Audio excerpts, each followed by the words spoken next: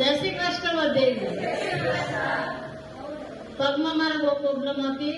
આટલા મોટા મોટા ગેપ હતા. અહીંયા આવી તારે હાલી નહોતી એકતી, દાદર સડી નહોતી એકતી.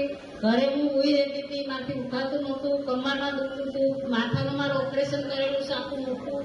અત્યારે 7 ઓપરેશન મારા છો.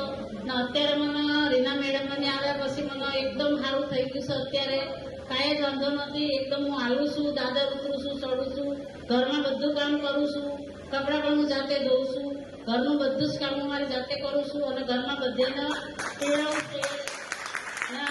30 જણને મેં આ બધું આપેલું છે.